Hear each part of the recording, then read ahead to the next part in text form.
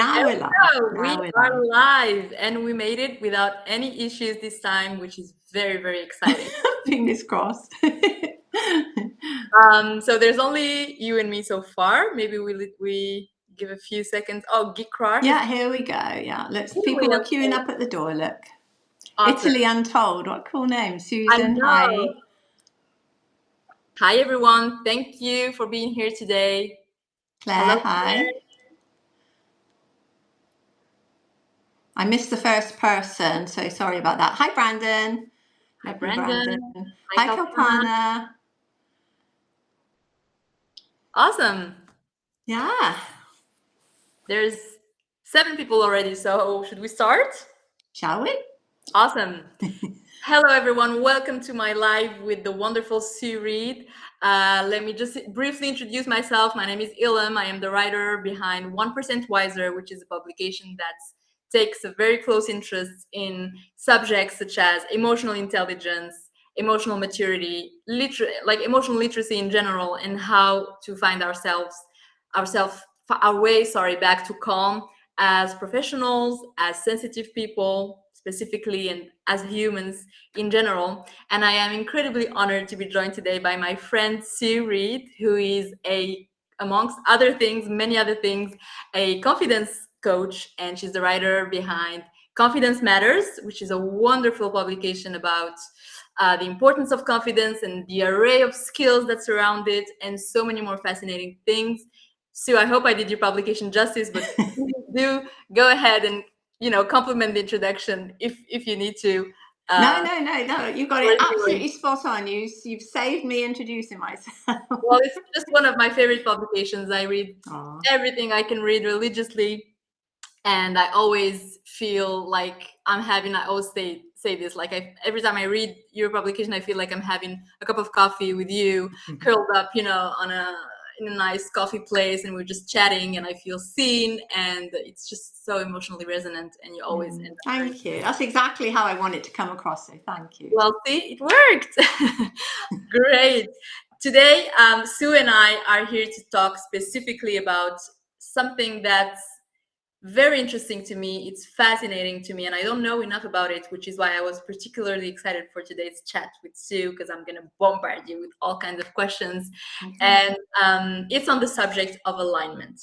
So when I think about alignment, Sue, and tell me if this is also the way you see it or if I'm missing anything there, but every time I hear the word alignment, I automatically think of values. I believe that everyone has a set of values they live by, whether they know them or they work on them, they have identified them or not.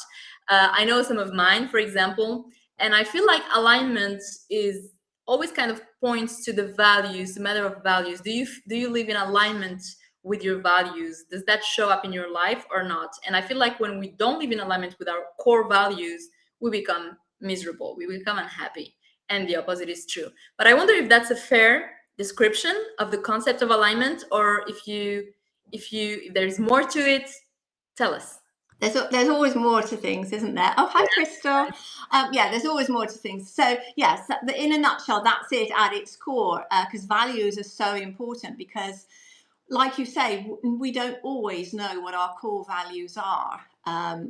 But if you don't know what they are, it's a good idea to find out, because this is really what if your heart, your soul, your inner works, whatever you want to call it, this is the rules that it wants to live by. So it's the things that are really important to you. So like for me, somebody being honest is important to me. It's also important to me to be respected. So if, like, I make an appointment with you and you turn up an hour late with some flimsy excuse, that will step over my values. I can't help it. I get quite annoyed about things like that, because it feels to me that I'm not being respected.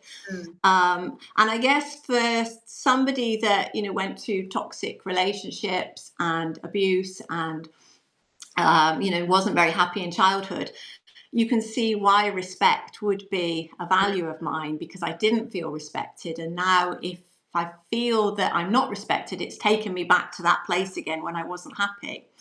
So how does that fit with alignment? Well, when we start out in life, we don't have any issues at all. When we're a baby, our main issue is, how do I learn to walk? How do I learn to converse with people? And how do I make sure that I am loved and people look after me? Because if they don't, I'm not able to look after myself at the moment. So this is like my prime concern, is somebody taking care of me. Mm-hmm. So that's when we're at our best. And then you think of all the things you achieve after that when you're learning to walk. And I love talking about learning to walk, because this is the time when we fall over flat on our face so many times, and we don't sit there and go, oh, I just can't do this, I'm just going to stay here on the floor for the rest of my life. It doesn't work for me. I'm not good enough. I'll never be able to walk. Whereas if we were learning to walk now, that's the sort of thing we would tell ourselves. Yeah. But when we're young, when we're toddlers, we keep going until we can walk. We have that strength. Mm-hmm. But then life carries on, and we start hearing things like, oh, I wish you wouldn't be so noisy. Oh, I hate it when you do that. Oh, you're so naughty. Santa's not going to come to you this year. And oh, I wish I'd never had you. And all of this stuff that people say. And then you've got teachers telling you that you're not good at something. And all of these things build up in your mind, and they form beliefs, because the more you repeat things, the stronger the belief.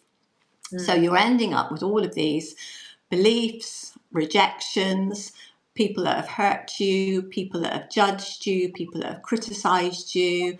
Hi, Mac. Hi, Mac. And all of this is making your reality. So this is your life.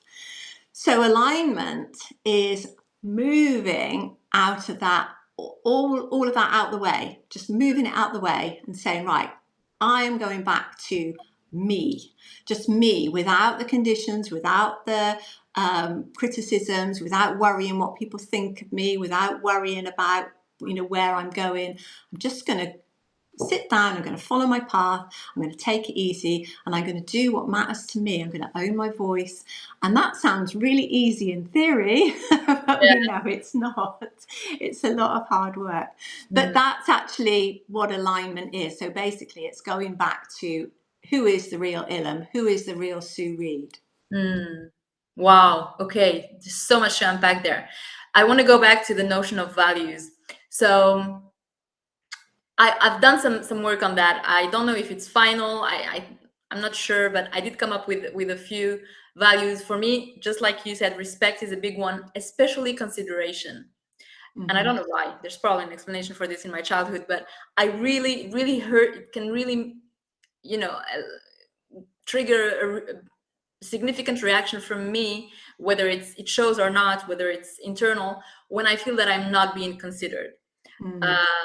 And as you said, that might look like somebody not bothering to come on time, but it also can, just specific situations in which I feel like I'm not being taken into consideration when I should. And so I know that in my daily life, I always pay extra attention to this in the way I approach other. I'm always like taking into account, sometimes to a fault, well, will this person be bothered if, will this sound like I'm dismissing them? Will, so that's a big one for me.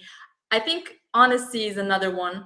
I can't do like lies. I can do white lies. If everyone is preparing a big birthday surprise for you and you ask me what I'm doing on that day, I'll lie. I won't tell you I'm coming to your surprise. But in general, I really dislike dishonesty. So that's another one. Authenticity is a big one for me. And I just wanted to ask perhaps everybody who's joined us today. Hi, Dino, and thank you, Mac. You're so kind. Thank you for your kind comments. So everyone here, whether you've done some work on figuring out your values or not, just on the top of your head, if you had to name 3 values of yours, what would they be? Just write them in the chat and we'll see, we match in any of them, and just to make this a little bit more interactive. So values, okay. I understood from what you said that it is a big component of the notion of alignment, right? There is a notion of alignment with our values. But then when you say you are aligned when you are, I think what you were saying is that you are when you can be your truest self, right? When your true self shows up, and when you can shed yourself of all the, the the limiting beliefs, the perhaps the unkind things that you've been carrying, heard from other people, etc., etc. It sounds great, but at the same time, I'm thinking, wow, that sounds very, very difficult to do. So, if for me and for anyone else who might be thinking this in our audience, what would be your recommendation to start doing this kind of work? Okay. Max just put his values in the chat, by the way.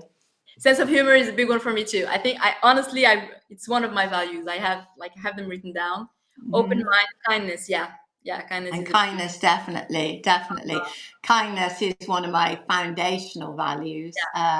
Yeah, Brandon, straightforward, open-minded. interesting. Crystal, respect, manners, and morals. Yes. Hmm. Dino, respect, follow through, and kindness. Kindness. I Yeah. love follow And through. I like follow through. Follow through is a very important one. It's do you do what you said you were going to do, right? It's can I rely on you? I also like straightforward. That's not very like typical one that you hear, but yeah, straightforward. Like don't tell me things. I'm able to take it. Just yeah, tell me things so I don't have to figure out what is it that you're thinking about.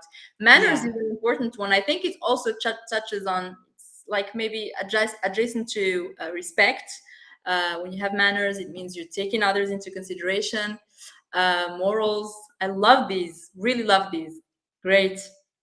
Thank brilliant. Right. So you. yeah. So going back to the question about Yeah, moving everything aside. Oh, Kalpana, inclusive, lovely, kindness, and and control. control. Control. That's a good one. So is that what control of what yourself or Yes, tell us more, Kalpana. And also, I'm also yeah, curious yeah. about What is inclusive. it you're trying to control? Yeah, tell us. We're curious. But yeah, to answer your question on alignment, how to move those things out the way. So this is what happens. Kindness is a recurring theme. Yeah, yeah. So I think my three strongest foundational values would be, and I say this all the time, but love, gratitude, and kindness. That's how I live my life now. Love, gratitude, and kindness. And if I do everything with those three things in mind, then that helps to keep me aligned for a start. So how do we get to move those aside? So it happens. So the alignment happens in the background. Now this is why I started looking at alignment, because I was wondering not very long ago, probably only, I don't know, 6 months ago, this year anyway, or towards the end of last year maybe. I was wondering at what point did I become confident? Because I spent years as a shy person, would hardly ever spoke. I had social anxiety. I worried about everything. Went through bad marriage, toxic relationships, etc., etc. So when did I become this confident person? Because I really am confident now. I can talk to anybody. I can, within reason, do anything. I'm not going to go jumping out of any aeroplanes anytime soon, but as far as everyday confidence is concerned, I'm very confident. And I started wondering when this happened, and it occurs to me it's not a switch. You don't go from being okay now, you wake up, right, I'm confident now. It happens in the background. It happens as you are working on yourself, your confidence starts to grow. But so does your alignment. So do you start moving back to your real self, because you stop doing things like being afraid to speak up. So you are more inclined to say what you think. You're not so frightened of the awkward conversations. You're more prepared to have them. You put yourself first. So you think of yourself before running around for everybody else. You're not everybody's doormat anymore. So it's all these things that build up that make you realize, actually, this is who I truly am. I feel comfortable with this. The other thing that grows in the background is what I'm talking about this month, which is flourishing. And again, this is something completely new to me. I only heard the word the other day, or not the other day, but a couple of weeks ago. So flourishing is when everything is coming together and your life just feels right and it starts running smoothly. So how you get there is you work on really all the things I've been talking about this year. So the whole year has been I've been using a theme every month, and that's all been leading up to this alignment and flourishing, because this is all going towards my book that I'm writing, starting to write now. So living with intention. So being intentional about your choices. So why are you choosing that particular newspaper to read or source of news when it makes you miserable? Why are you doing that? Why aren't you ignoring that and just reading like headlines so you've got an idea of what the news is, but you don't fall into the trap of getting sucked into it and then make yourself miserable? Why are you choosing to eat that extra donut when you know it's not good for you? It's these little choices that you make every day. So living with intention is thinking about what you're doing and why you're doing it, because we're very inclined to live on autopilot, and we're very inclined to repeat behaviors that we've repeated for years. We get triggered by things without really thinking through, why is that triggering me? Where did that come from? What does it remind me of? Why am I still behaving like that when, I don't need to anymore? Why am I still trying to please? For me, it was trying to please my father. Why am I still trying to impress my father when he'd been, he died a long time ago, and I was still trying to prove myself to him? So it's being intentional. Then self-compassion. So being kind to yourself. We've talked about kindness just now. But not just showing compassion to other people, but to yourself as well, which doesn't come naturally. So this is the thing with compassion. Because of our survival instinct, we are wired to be nice to other people, to help them as much as we can. All right, we don't help everybody, but we are wired to make sure that we are being accepted, and we are accepted when we're kind to people. Nice to them. But we don't, our brain and our nervous system doesn't care about whether we're nice to ourselves. It thinks that, well, it's not going to keep you alive. As long as you're eating and looking after yourself in that way, you don't have to speak to yourself nicely. So we have to train ourselves to do that part. So self-compassion is something that we practice. We have to learn the skill and then practice it. Boundaries fits very nicely with the conversation on values. Do you always say yes to things when you really want to say no? How easy is it for you to say no to something? When we start saying no to things, we feel very uncomfortable, but we grow when we get to the other side of it, and then it starts to feel more natural. So initially we'll feel guilty, like, okay, I know I always say I'll do that for you, but now I'm going to say no. And now you're going to feel guilty, and they're going to think, what's the matter with you? You always do this. Why are you saying no? You feel like a horrible person, like you're Yeah. So what else? Self-acceptance. So looking at who you are and looking at yourself as somebody you can love, being your own best friend at least. Because why not? You're going to live with yourself for the rest of your life. You have to like yourself. So it's really undoing all those little things, working on yourself, and then thinking, right, now what do I really love? Those are the things that got me down, upset me, were in the way, all those obstacles. I'm working on those. What is it I really love? I wrote in one of my alignment articles, I wrote about Faye, who was a client of mine. That is her actual name, Faye, who she grew up in poverty because her parents had to flee Sri Lanka, and they went to Australia during I think it was a civil war. And they went to live in Australia, and they suffered racism. They lived in poverty. Her parents had to work really, really hard. And they did. They worked really hard, and gradually they became successful-ish. They had a modest income, but they instilled in her brain, you must work hard. You must be successful in life, because that's the way to have a happy life. So she worked hard, she passed her exams, she got a really good job, she made money, she married a rich man, she had 2 wonderful sons, and she was miserable. I hate this life. I love my sons to bits. I don't like my husband. She divorced her husband. I don't like the big house. I don't like all this stuff. I just want to live a simple life. But I feel guilty because my parents worked so hard to get me to this place, and now I'm saying I don't want it. But that wasn't her life. It wasn't her life. It was their hopes for her, but it wasn't her life. It wasn't what she wanted. And so when she gave up all of that, got herself a little job, her sons were happy, she could spend more time with them, she had a small house, she was as happy as anything. So it's looking at your life and thinking, what do I love about it and what needs changing, and then acting on that, doing more of what you love and changing what needs to be changed.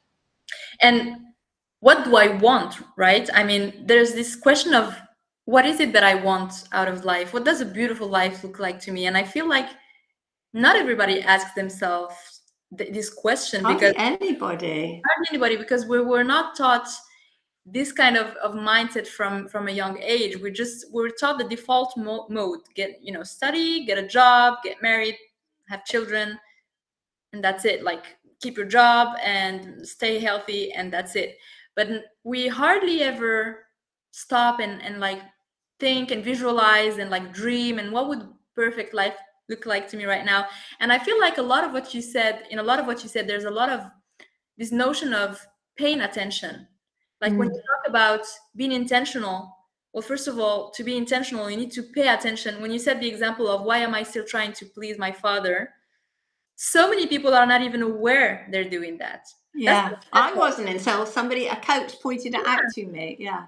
And me too. I'm sure I have a lot of patterns like just that one, where I know that I struggle with certain things, but I still have not pinpointed why is it that I have this thing, this belief or this mindset.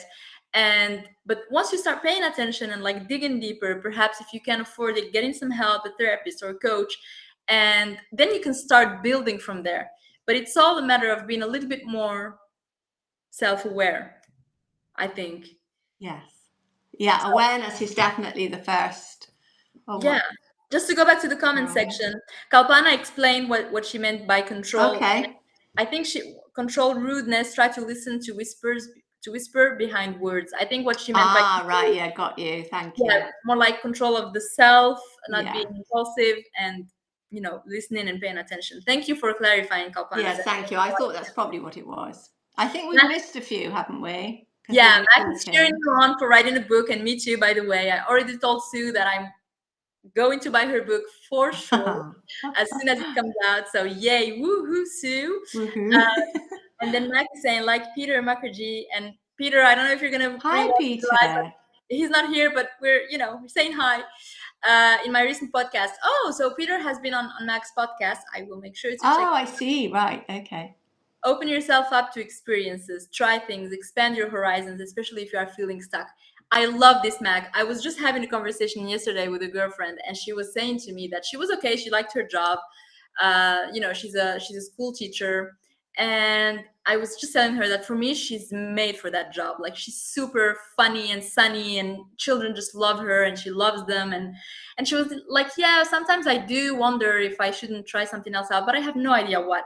And I recognize myself in that I have no idea what, because it feels like a sentence, like you have no idea what, therefore there's nothing for you to figure out, therefore pause, full stop, And I told her, look, you're not going to figure it out just by brainstorming on your chair.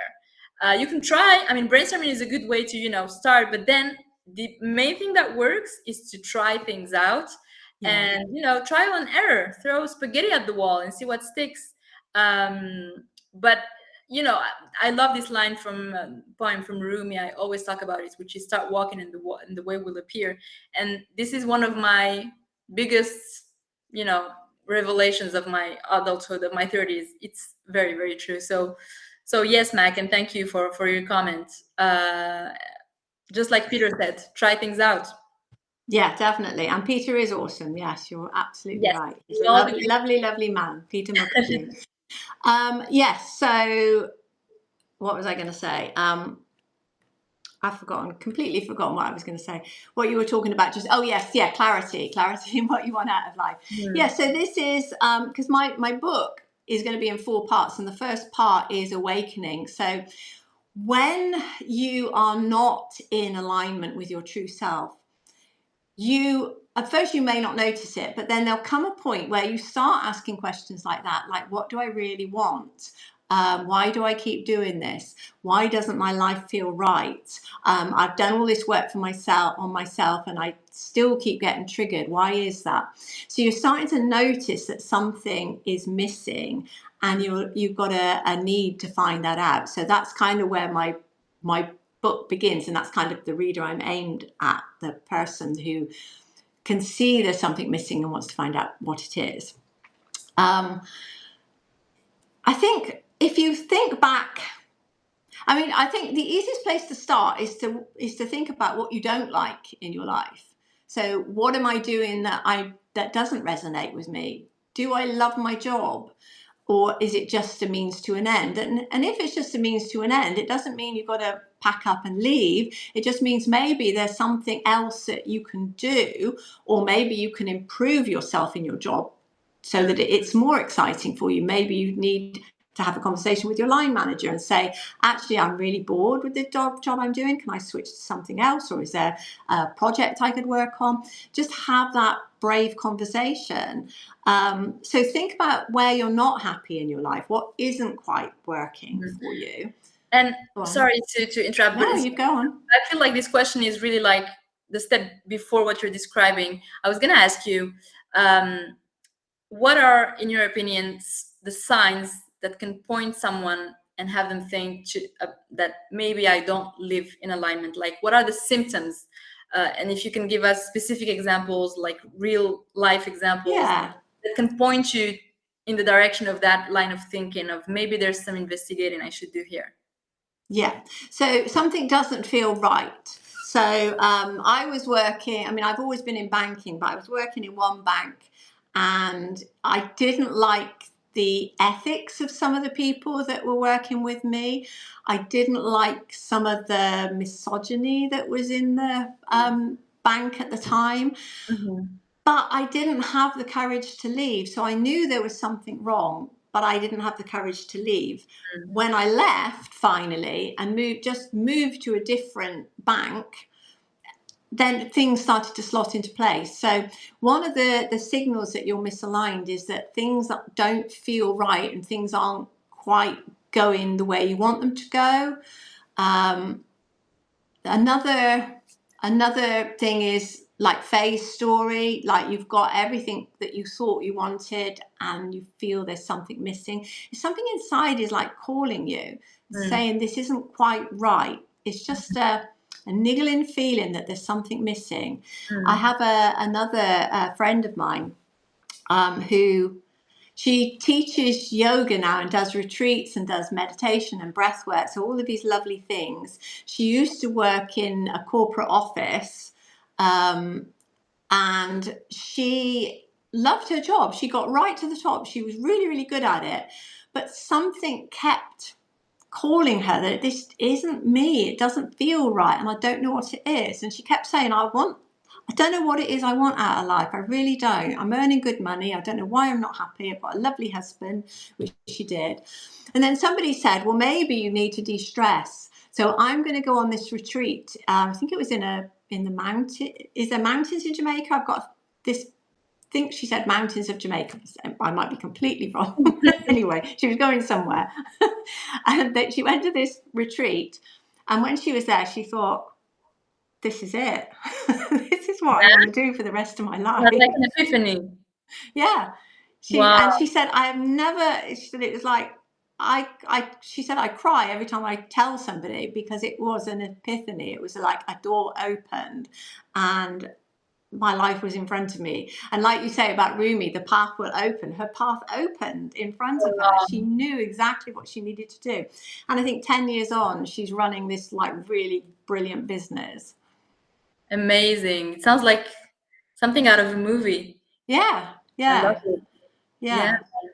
I'm sure you get to hear a lot of stories like this in your work. Yeah. So inspiring. Yeah, and I help people as well to, find that path that they think that they want to be on, but they don't know what one it is. And one of the questions that has come up, especially in my confidence circle that I ran, because we've been talking about alignment and self-trust, which was the June theme. What happens if I don't like myself? So I get into alignment, I become the real me, and I don't like myself. That was it. And that's a really good question. Very interesting one. Yeah. And the answer is, how would you not like yourself? It's the behaviors that you don't like. That is not you. That's not it's an identity you've adopted from your beliefs. It's not you. How could you not like your true self? But that's a real, because it's difficult when you've been living in a certain way and you've had these behaviors for so long that they have become part of you. And this is why when, we start saying no to people, we start feeling guilty, because our identity is to be what we think is a kind person. I'm this kind person. I do anything to help people. How can I suddenly start saying no? Well, you're not being kind. You're actually trying to control them. You're trying to make them like you. I will do anything for you as long as you like me. It's transactional. You can be kind and still say no. It doesn't mean, right, do you reject everybody? So every time somebody asks you to do something, you say, no, I'm not going to do it.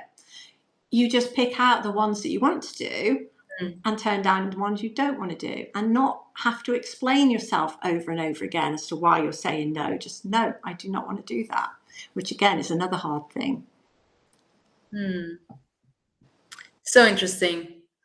If anybody has any questions, please do write them for us in the chat, and we'll make sure to answer. Yeah. If anything pops up in your mind about alignment, this is the time, the place, and we have Sue here to answer all your questions. So don't be shy. What do you think, Sue, the consequences of not doing this kind of work, not living in alignment, can be? Like, why should we take it seriously? Why does it even matter?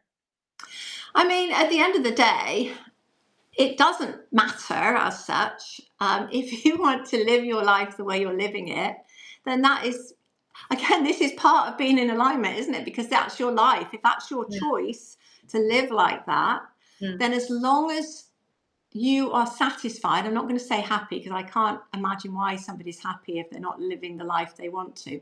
But if that's the path you've chosen and you don't want to change, because I have come across a lot of people that don't actually, I'm not going to say they don't want to change, they're afraid to change. And some of it is because I won't like the person I become. I mean, I've had quite a few clients that I'm not pushy. I'm not a pushy person. If you vibe with me, if we're a good fit, then that's great. We'll get on with it. But if you don't, that's absolutely fine. Not, I'm not for everybody. But I've had people, like, for example, I had a man, he just had his first child. So he'd got a little girl and he was overweight, and he said, I've got a terrible diet. I eat at my desk at work. I eat all the wrong things. I eat on the go, in the car. I really need to lose weight. I need to get fit. I need to sort out my eating habits. I said, that's fine. Yes, we can work on that. That's absolutely great.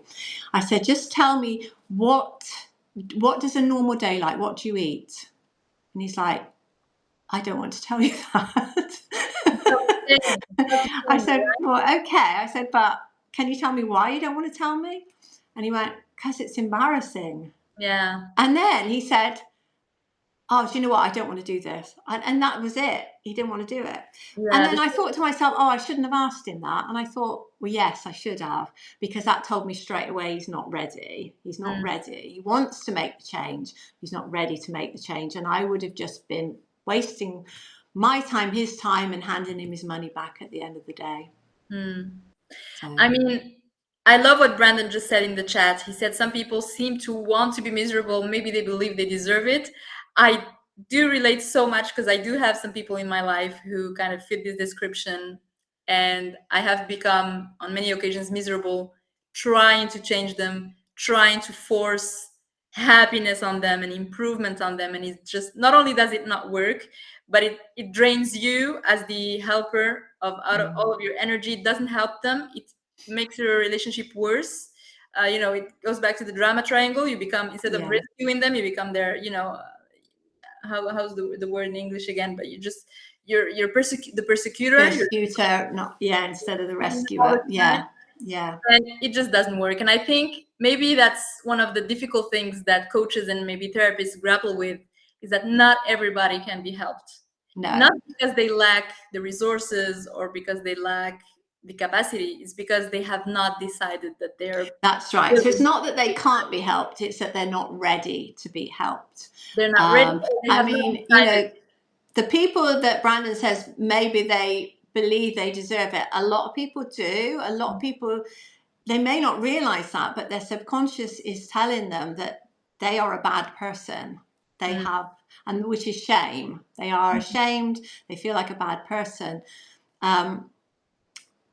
And that is very, very difficult to get rid of. And you can probably only do it by working with a coach, or a therapist, or somebody close that can help you through it, because you've got to learn to accept yourself the way you are, to have compassion for yourself, self-compassion, self-love. And the cost of that, like the price to pay, is to maybe go to the session, even if you don't feel like it, even if you feel ashamed, but pushing through it, not being too ashamed of crying in front of somebody you don't know very well. Just, that's very uncomfortable. It's terrifying and it's painful many times, but that's the price to pay. It's like you wouldn't go into a store, just grab, a snack and leave. You would pay for it. And it's the same thing. Like, you can get the benefits if you're not willing to put in the effort and the payment, in terms of discomfort. And I think another quite unfortunate thing about our brain is that our brains sometimes will choose familiarity over happiness. They will choose a familiar, miserable situation over the uncertainty and the unknown, which is happiness. And we're not aware of it. It happens at a subconscious level, and it drives our life this way too. So I think there's also that sometimes, in addition to not feeling that you deserve happiness. Yes, because our nervous system, our subconscious, likes the familiar. It doesn't like unfamiliar because it doesn't know what's going to happen. So Sacred Wave Wellness says all people believe they need or deserve to suffer, or things should be hard.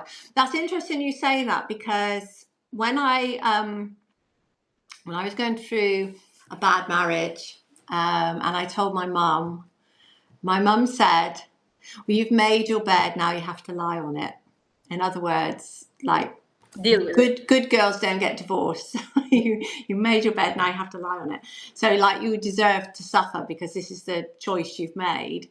Thanks, Mum. But that's a generational thing. That's the way she was brought up. But it's absolutely true. Some people do believe that life should be hard, and if you're not working hard, if you're not like beating yourself up every minute, then you're not living a good life. You're not a good person. And there's a reason for that. People don't just come up with this kind of very, very like deep beliefs, and that's what we discussed in our previous live. The limiting beliefs, the beliefs that we inherit from very young age due to some specific experiences or people who were in our lives and who made us, absorb this kind of thinking. For example, imagine someone who, as a child, was bullied at school, an 8-year-old bullied by the big, strong bully in the class. And then they realize that when they make themselves small, and they hide behind someone else, that someone else is the one who gets bullied, and they just escape the bullying. Well, then maybe that person 20 years later is someone who has interiorized the belief that visibility equals danger, and therefore I should never be visible. And therefore I'm not going to I don't want to be promoted. I don't want to raise my hand in the meeting. I certainly don't want to go live on Substack with Sue to talk to her. So there's always a reason, and that's maybe sometimes can help us empathize with the people who frustrate us in our life. Yeah. That's what I managed to get with those people I love, but who, just cannot get out of the victim mindset. They're like that for a reason, and you just have to honor their choice, just like you did with that client that you had. Yeah. Yeah. I think in coaching, it's never about forcing someone. It's never about, look, you said you were going to run, so tomorrow at 5 a.m. I'm going to call you and make sure you go run. I mean, that's not what it is about. It's about honoring the person's choice and having them build the courage and the confidence to take those kinds of steps on their own. Yeah, because you can't do it for them. You can't. The point of being a coach is to guide people. You can't fix them. You can't do it. You can't fix them because they're not broken in the first place. But you can't do it for them. You have to guide them to do it for themselves. And if they don't do it for themselves, then that's their choice. But it's not easy. I'm not going to say to anybody that change is easy, but you have to, if you want change, if you want your life to be better, you have to start making that first step. And it doesn't have to be a huge step. You can just take a little step, like what is the first thing I could do? So I'm not happy with my life. My job is terrible, but I can't leave because I've got a huge mortgage. I'm not happy in my marriage, but again, I can't leave because we've got young children. I used to dream of being a dancer, and that's out the window now. That's never going to happen to me. So that's all off the top of my head. So you could sit there and think, yes, my life's miserable. I'm just going to carry on being miserable and moaning about it all the time. Or you can think, okay, I don't like my job. What else can I do? Can I look for promotion, maybe look for something different in where I work? Can I leave altogether? Can I get do a part-time something from home, get a part-time gig from home? I don't like my husband, but I've got children. I don't like my husband, but I've fallen out of love with him, but I've got young children. So, but maybe we should have that awkward conversation and say, shall we split up amicably so that we keep the children happy, rather than us being together and clearly showing to the children that we're not happy. And the dancing thing, maybe you could go and do dance classes and get into maybe like amateur theatre or something. So there's just start thinking about what can I do to make my life better. Yeah, lovely. Yeah, I agree. I think we're coming to the end of our conversation, unless anybody has any other questions, and unless Sue, there was anything that I missed that you wanted to mention about alignment. No, I think actually, if you read the 5 posts I did in July on alignment, if you go back and read those in Confidence Matters, I'm not trying to plug my posts, but if you do read them, they do give you a lot of background information on how alignment works. But I think the thing to remember is most of our lives we're either stuck in the past or worrying about the future. So we're either thinking about things that happened years ago. We need to think to ourselves, that was in the past, so I can forget about that now. The future will take care of itself. Just what do I need to do today that will make me happy and move me forward? So be clear on what you want out of your life. What's the next step I need to take to get there? And this will get you into alignment, right? This will get you the life that you want if you start working on it gradually. And then think about what's holding me back. So, okay, I want to do this, but I'm procrastinating. Why are you procrastinating? Probably something in your childhood told you that you couldn't do something. Like maybe you're not writing a book because the teacher told you your handwriting was terrible. Well, you don't have to write it out by hand anymore. But, that sort of thing. Just think back, why am I thinking this? And okay, I am procrastinating, but I will write now for 5 minutes, or I will do one thing towards that business I want to start, or I will, the girl I want to ask out, I'll say hello to her, or I'll smile at her today, or the guy, whatever. Just do one little thing towards that goal. this is how alignment starts. This is how you start changing your life. Start small. Start small. Demystify the goal so it's not as scary. Do the smallest version of that you can today, and do another one tomorrow, and Yes. all compounds over time. Keep working on that. Yeah. And love yourself. I know that sounds corny, but that is one of the most important things. Look at yourself in the mirror and say, I absolutely love you, because you are worth loving. Yeah. How difficult it is for us to do that sometimes. I know. That's why you must do Empower it. people with Do love. the hard And stuff. when it comes to ourselves, we only see the flaws and only see the criticism. But as someone who used to have a very poor image of myself not too long ago, I assure you that it is possible to make progress, and it's possible to really develop a very friendly, caring relationship with yourself, and it changes everything. It changes the way you approach life, the way you approach difficulty. It makes everything much softer, and it removes all that unnecessary hardship. Like, life will present you with challenges that are hard enough on themselves. Don't add another layer of difficulty and suffering on top of that when you can avoid it. Yeah, just say I love myself. So whatever happens, just say, okay, this has happened, but I still love myself. And just keep saying that. It will change your life, definitely. Yeah. Talk to yourself as a friend. Yeah. Yes. Yeah. This was lovely as usual, Sue. I just love our chats. I already look forward to the next one, which will be in September. Yeah. I just want to thank everybody who's joined us today, everyone who's engaged us in the comments. Loved your insights. Thank you for your kindness. Thank you, Mac and Kalpana. Yes, Kalpana, love yourself. And I hope that, just like me, you took away things from today's live. I do encourage you to go check out Sue's work, especially her work on alignment. I read all those posts and they really are worth it. And thank you, Sue, for your time today and all the insights. And thank you. I love talking to you, and I would say the same. Definitely subscribe to Ilham's publication, 1% Wiser, because she's amazing. Thank you, everyone. Have a wonderful afternoon, day, wherever you are. Thank you. Bye. Bye.